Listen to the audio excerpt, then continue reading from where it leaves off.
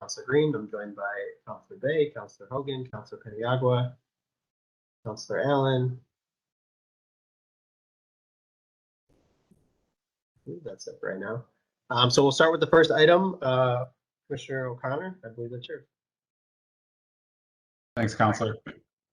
So we have a agreement here with the Bonadillo and Company, which is our financial statement auditor, to review our administration of some of our employee benefits, specifically health insurance. If you remember, about 2 years ago, we moved our health insurance over to Excelis.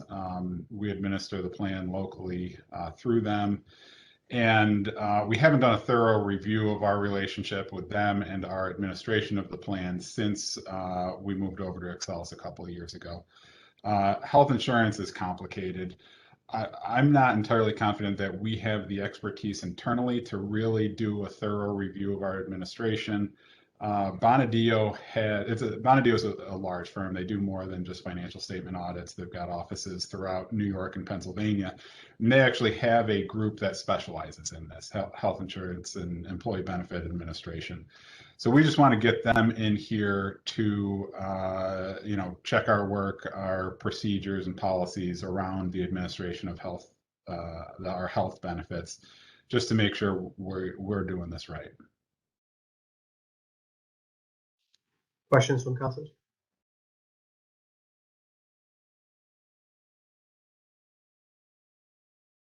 Okay. If not, members of the Finance Committee, you're comfortable with the item? Yes. Councilor Green, I'm confident in the assessment of the Finance Commissioner. Sounds good. Thank you very much. Okay, the next item is IT related. So Dave, I'll turn it over to you.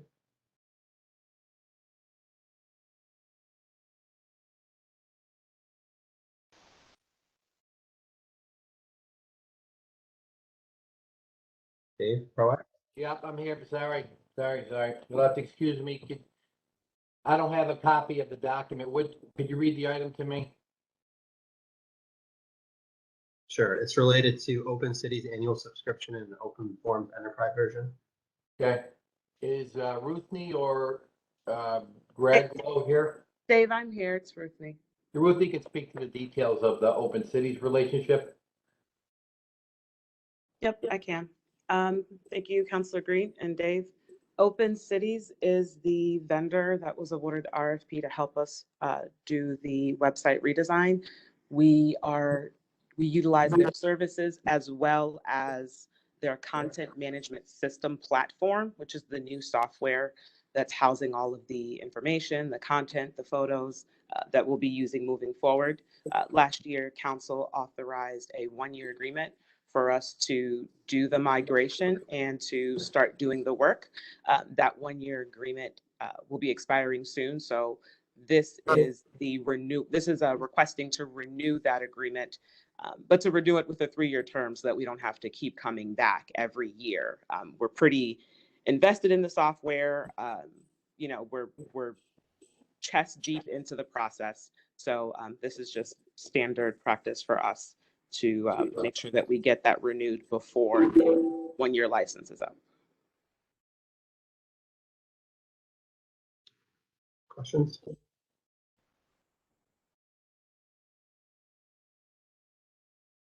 Okay. Are members of the Finance Committee okay with this item? Councilor Hogan? Okay. Thank you. Ruthney, I guess probably you're the person for the next one too. It's with the Southside Stand. Yes. So what this is a really good opportunity for us in the comms office. It starts with the website, but it affects like all of our marketing. As we're looking at guides that we have to do for the website, as we're looking at brochures that we have to redo for different departments, and even as we're looking at like high quality photos that we'll need for just day-to-day communications and marketing work. It's really expensive to buy subscriptions for stock photography. Like Shutterstock is $300 a year for 10 images. Syracuse.com will charge you anywhere from $100 to $250 for use of a single image. Southside Stand has some really high quality images that we would like access to their library. They're willing to give us permission to their entire library for unlimited reasons. We could use it for website, we could use it for print, we could use it for presentations. So this agreement would allow us to pay a $1,000 fee that would serve kind of like a permissions fee or a licensing fee, and we would have access to all of their professional photography that we can use for different city purposes. It also gives us the ability to partner with the stand on their photo walks so that some of the citizen generated photography that people are taking for their photo contest, that we have access to that photography as well. I believe their plan is to take that fee and just pour it back into the community to give away for prizes for their photo walks, to fund some of the community-centered projects that they do on the South Side. The photos do encompass the entire city. It's not just the South Side. And how big is their library, Ruthie? Their Flickr library goes back about 10 years. So it's pretty substantial. The communications office, we have 2 people here, and while we do take photos when we're out and about, we're taking them on iPhones, so they're not high quality. They don't present well when it's time to like print them on things or blow them up or definitely put them on screens. Questions from other councilmen? I guess the only question I have is maybe how we come to this conclusion in regards to this stand. You mentioned that they have photos all around the city, but the predominance are on the south side. I mean, it's a Southside Stand. That's what their stories are about. And so, and I agree, Ruthie, they have some awesome pictures, but just wondering how we came to that conclusion. And are we looking to do similar things with other periodicals in the city who may have access to that kind of library? I'm not familiar with, I mean, like I said, we definitely looked into Syracuse.com and just didn't have the budget for it. Not familiar with other periodicals that may have as extensive as a photo library as, you know, as much as the Stand, and of course, definitely less than Syracuse.com. The initial opportunity here came out of the photo walk because the photo walks cover every corridor. So one, it would give the opportunity to kind of just get more diverse photos. I know a lot of the marketing material that comes out of other organizations that just in general in the city don't really show the diversity of the city. So I like the idea of being able to, they have an army, they have professional photographers that go out and do this once a year. So I wanted to capture particularly the photos coming in from the photo walk, but we also get access to their general library.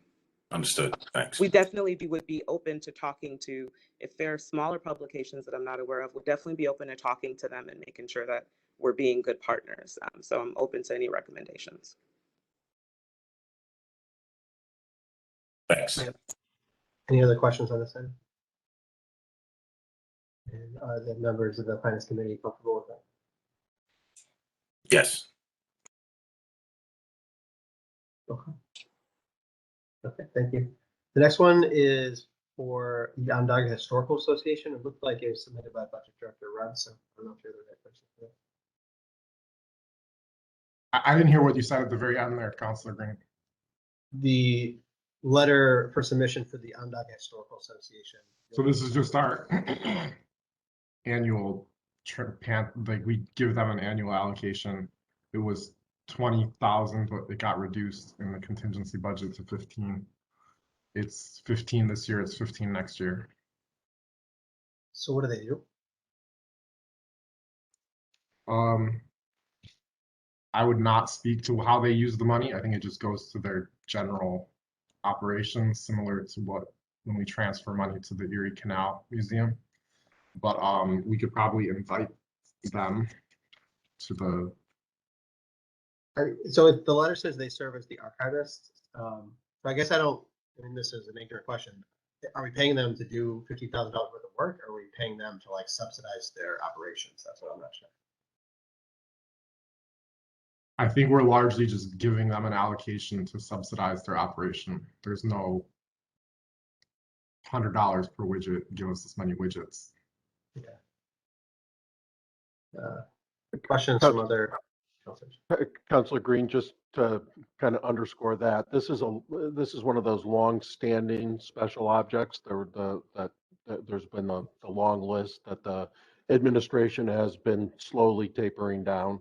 The OHA and the Erie Canal Museum are a little bit different in that they have designations. So OHA is the official city historian. I'm not really sure what that means. And the Erie Canal is designated as the city's official tourist and general information provider. Again, these are just long-standing agreements that we have slowly been tapering down. Questions from other counselors? No question, Councilor. Are these the only two non-for-profits that we support this way, or do we support others as well? There are others, Councilor, that we support this way, but again, the administration's policy has been to each budget year reduce the dollar amount that goes out in special objects. So if we are unable to transfer it to a department where it makes sense, as we've done with, we moved some of these special objects over to the police department budget and asked a specific department to support them. If we're unable to do that, then we've been continuing. The one that comes to mind is Leadership Greater Syracuse, where we have been a long-standing supporter, and again, slowly reducing the dollar amount that's in the special objects budget. Frank, do we have a list of what they archive, what objects that they have? We don't have a list. To my knowledge, Counselor, no one's ever held any of the organizations to any specific Because activities or deliverables. Sometimes in my history of the city, there's been confusion about how certain things came to be. And if they have any kind of information regarding that, I'm thinking about like how the city annexed neighborhoods or things like that. I mean, it'd be great if we had a list of things that they have. Yeah, Does anybody ask them what they have? Could we ask? Not to my knowledge. Can we ask? Certainly, we can certainly ask them what they have as archives. Maybe like, What if we invite my batting average in Onondaga Valley Academy in 1954 or something, If I could add, Councilor Green, I don't have any questions, but I will certainly speak to what I think is the importance of both the Erie Canal Museum and Onondaga Historical Society because of the information that they do archive. A number of us councilors some years ago took a tour of the Erie Canal Museum, an extensive tour. I can't remember who was there at that moment, but I'm pretty sure a lot of us learned some things we didn't know. The Historical Society has an extensive amount of information just on not only the populations of our city, not just today, obviously, but in our past historical events and the like, and much more that I think we can really benefit from. So, from my perspective, these are institutions that you have to preserve. Otherwise, you lose a lot of history.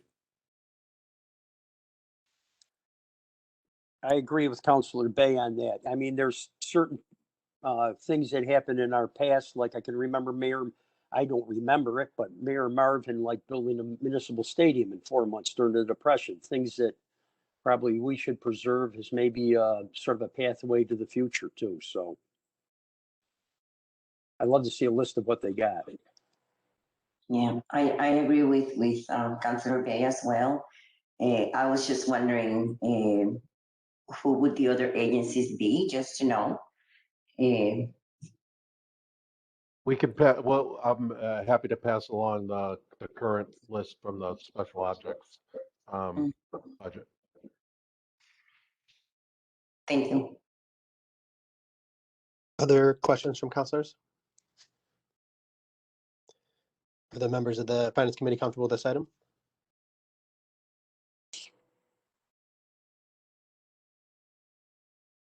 Yes.